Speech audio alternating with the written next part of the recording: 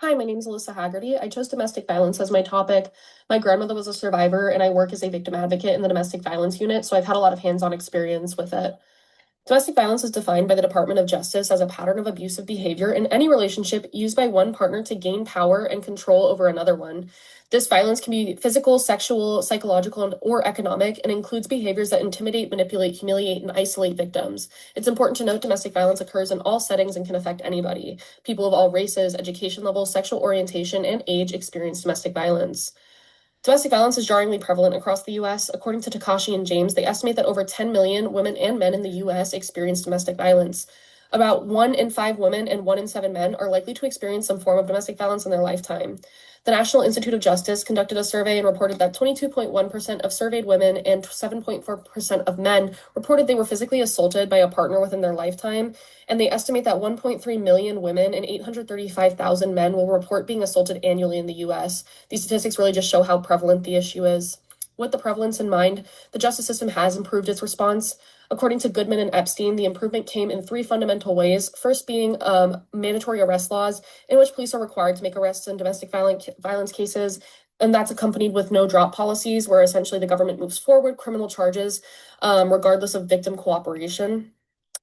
Then there's civil protection order laws. Judges are authorized to award survivors with a variety of protections tailored to their needs. These can include injunctions and things just to keep the perpetrator away.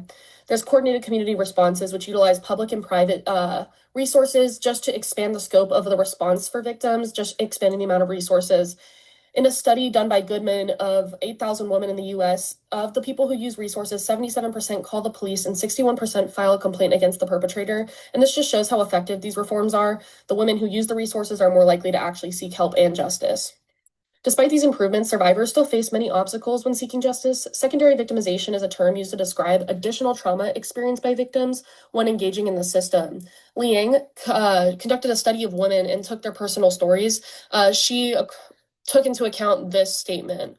We've been traumatized by him, and now I'm traumatized by dealing with the people who just can't acknowledge the fact that I've been abused. This demonstrates a feeling that many victims really endure when dealing with the system. They've already been deeply traumatized, and they're further traumatized by people who dismiss their story and tell them that it didn't happen.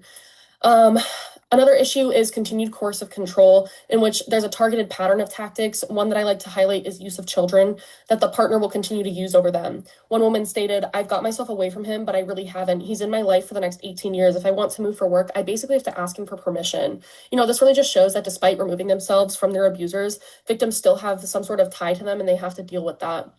There's also long-lasting mental health effects such as anxiety, depression, eating disorders, and PTSD.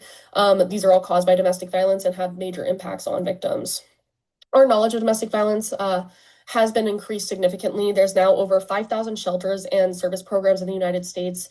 It's a complex issue with no real simple solution, but we'll unfortunately never really know the true extent unless people really talk about it and speak up.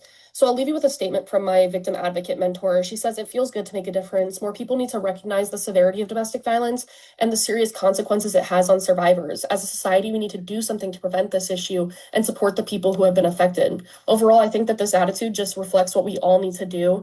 We need to look inside ourselves as a broader society, and we need to do something to support these victims of domestic violence. Thank you.